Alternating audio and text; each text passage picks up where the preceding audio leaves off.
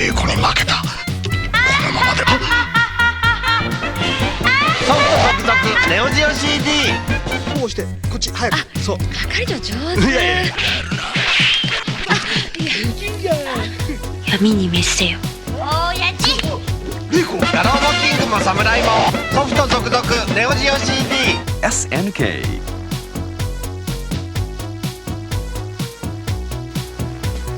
Hello and welcome back to another rose-tinted glance at the gaming past with Replay Retro. I'm Matt, and this week we pick up where we left off with another look at SNK and the Neo Geo CD.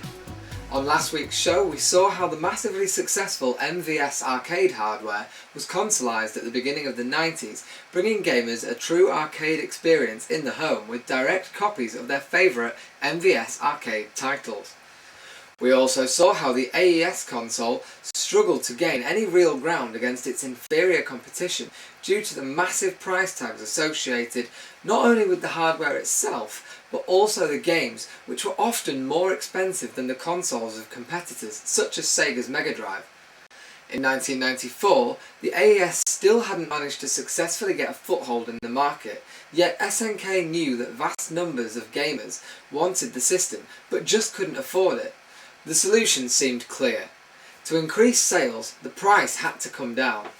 But how? The most obvious step was to scrap the expensive game cartridges in favour of the vastly cheaper CD format, bringing the price of games quickly down to just $50, where once they had been up to $300 each. To do this, the Neo Geo CD was born as a front-loading console with a mechanical tray.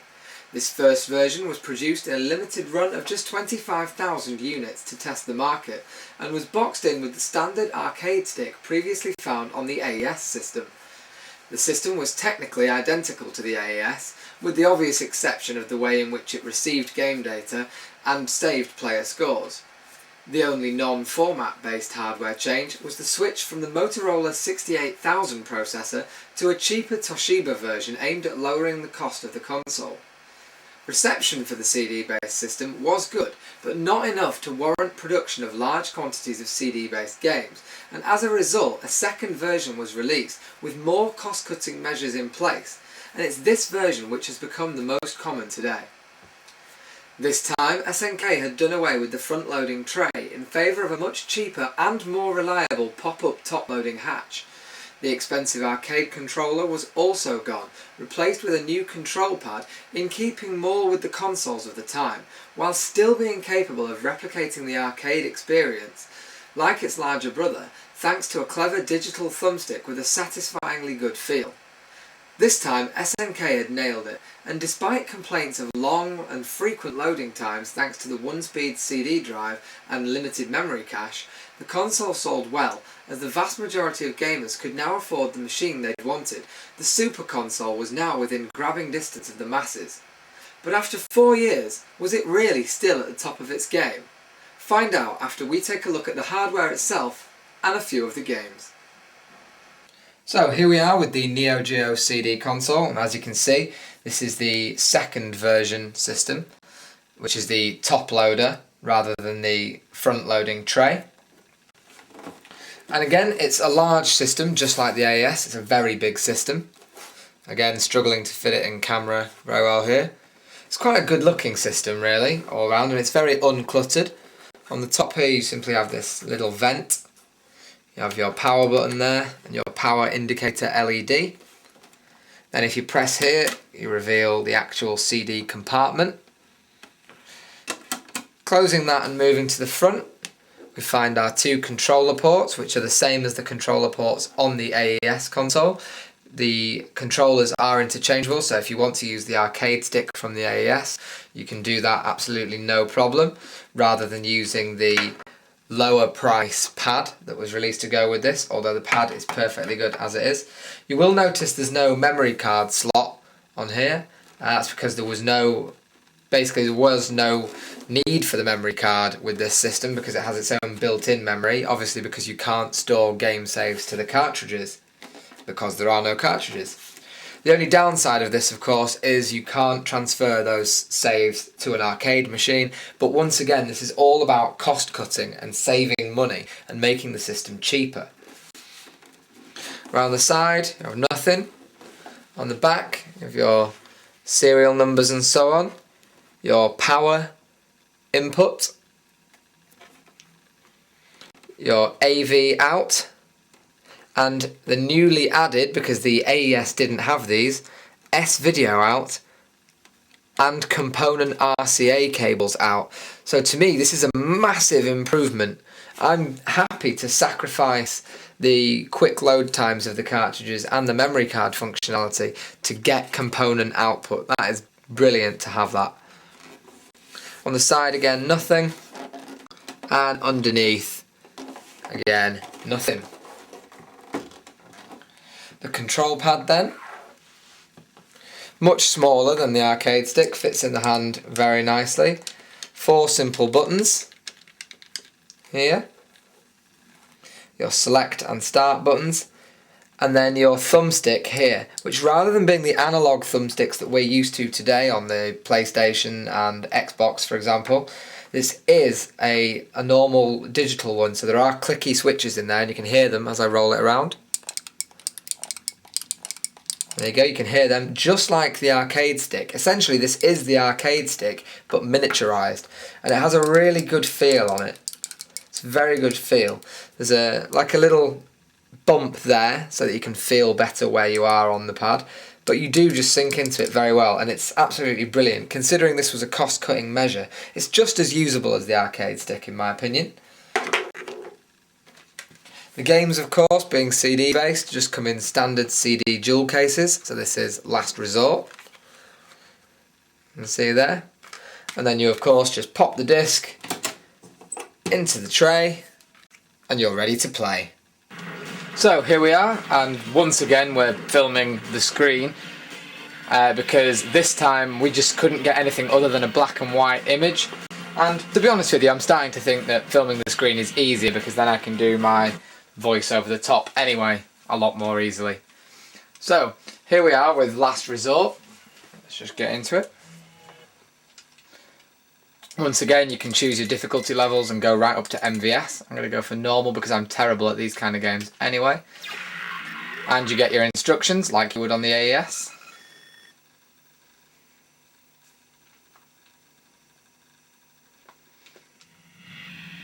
This is a standard side-scrolling shmup, and as I say, I'm absolutely terrible at these kind of games, so I will most likely be about to get destroyed horribly. I'm going to have to concentrate a lot as well, so I doubt I'm going to be talking much. As is the standard fare for these kinds of games, you've got a lot of enemies at once, a lot of stuff going on, and a lot of cool power-ups that you can pick up along the way.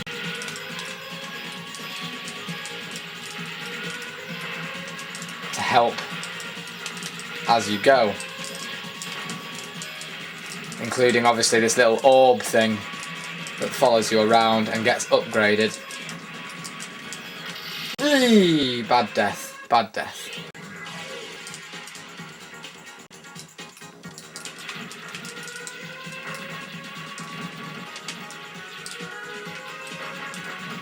There are some absolutely fantastic shmups on the Neo Geo systems, and if you are a fan of shmup games, I highly recommend getting one. Pulstar, for example, is quite possibly one of the greatest shoot 'em ups I've ever played. That game is incredible.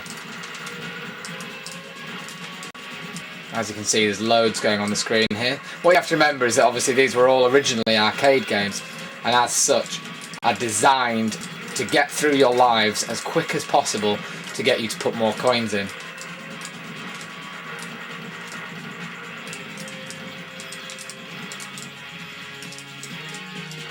This really does take a lot of concentration.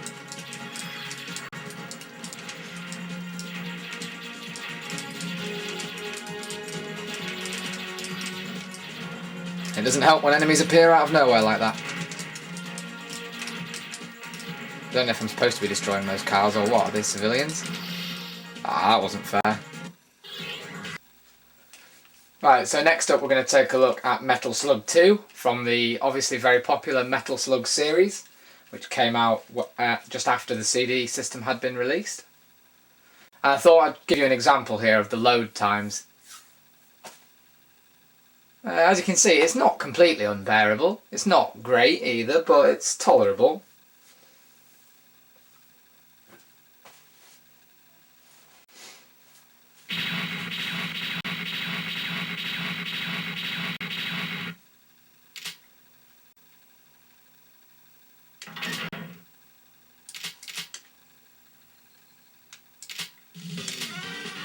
Start with mission 1, I think. And we'll pick this guy.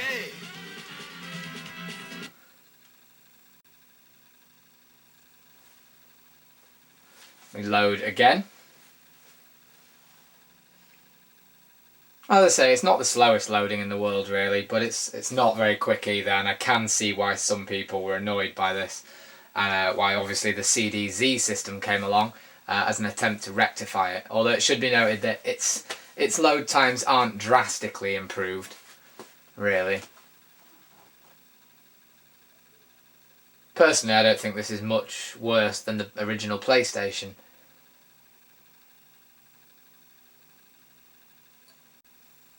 And there we go, loading is done, so we're into the game. Start.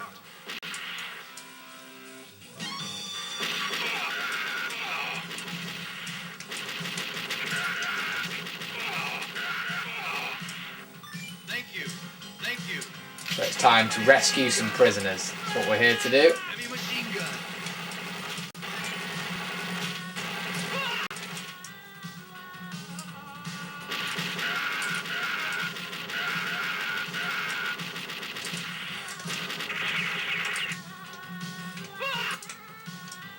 It's very easy to get killed on the arcade difficulty because, again, this was designed for you to shovel coins into.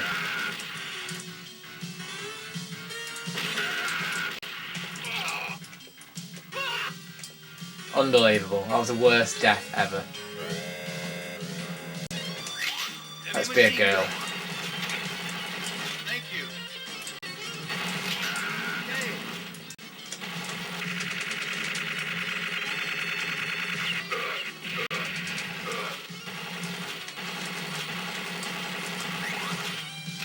Heavy machine gun. Ah, can't get him down. Graphically, I think the backgrounds on this are absolutely brilliant. Metal Slug's backgrounds are fantastic. Thank you. Heavy machine gun.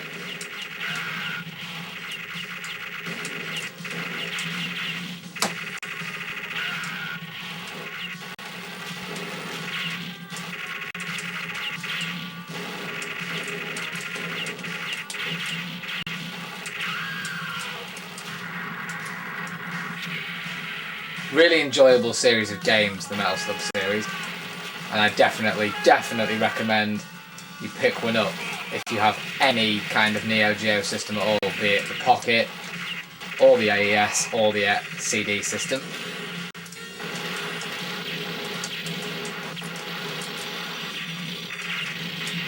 Okay. You get to ride various vehicles during the course of the game, including the Metal Slug tank. I do like this camel though, with this weird ass-mounted laser. It seems to be a pretty effective kill.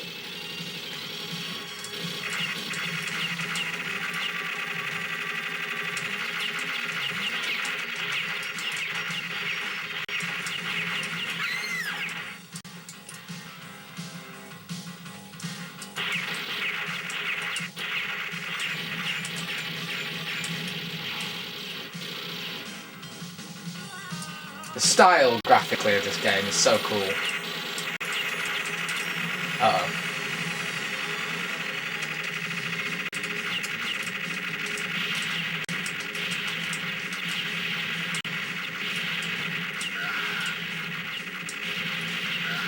Bearing in mind that its chief competition when it was designed to do this was still the Mega Drive and the Super Nintendo, these graphics and this gameplay are absolutely flawless.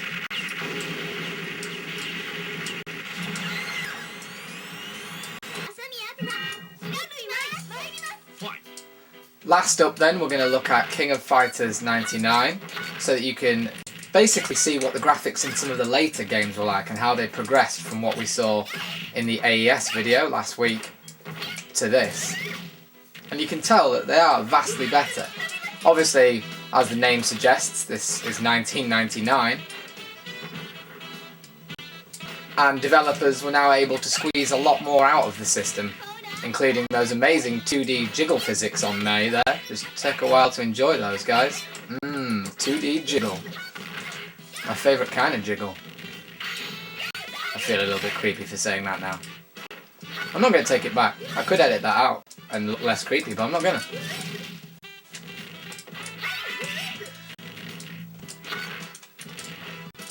It's worth pointing out that at this time you've obviously got the PlayStation and the Saturn and, well, various future consoles actually. We were up to much further on than that by this point.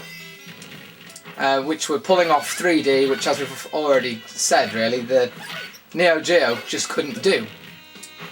But there's no denying that when it came to 2D games, the Neo Geo is the master. Your 2D fighting games do not get any better than they do on the Neo Geo.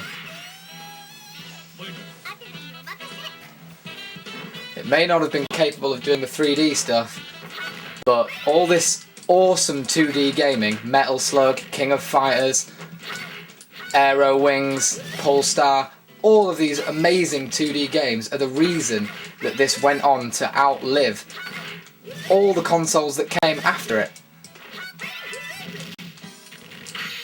The PlayStation and the Saturn did not last half as long as this. And it's purely because, while it couldn't do 3D, the 2D that it could do, it did very well. Just like the AES, it's clear that the Neo Geo CD far outshone the Super Nintendo and Sega Mega Drive, but technology had moved on. The 3DO was in the middle of its short lifespan, and Sony's PlayStation was fighting the Sega Saturn for control of the gaming market. The Neo Geo suddenly found itself stuck in a war it was never designed for. However, SNK were not deterred. Even as the new technology showed polygon rendering and other impressive 3D effects which were far beyond the capabilities of their console. They held strong to their belief that the success of the MVS arcade system and their ever-increasing library of fantastic games could keep their 2D system alive in the 3D world, and as such returned to the drawing board in 1995 with a few more modifications to speed up load times, resulting in the CD-Z system. But it was too late. 3D technology had captured the imaginations of gamers everywhere, and with the Neo Geo incapable of matching this, the game was over, and SNK were forced to retreat back to the arcades before eventually being declared bankrupt after the failure of the Hyper Neo Geo 64, which had been designed in 1997 as the successor to the MVS. Fortunately though, the survival of the MVS arcade system meant that games continued to be produced for both formats of home console well into the new millennium, allowing the Neo Geo to become the longest surviving console of all time, leaving the systems which had left it for dead long behind. These days, many classic Neo Geo games are being released for the current gen systems by the surviving SNK Playmore brand, which recently announced the release of a PlayStation 3 compatible control pad based on the Neo Geo CD pad to give those games that authentic Neo Geo feel, and this can currently be bought through PlayAsia.com, as an official UK release is not yet planned. That brings us once again to the end of the show, but don't forget you can follow Replay Retro on Twitter for the latest news and general chit chat. And I'll be back next Sunday with more from Replay Retro. So until then, enjoy the beautiful weather, and remember to subscribe if you like what you see.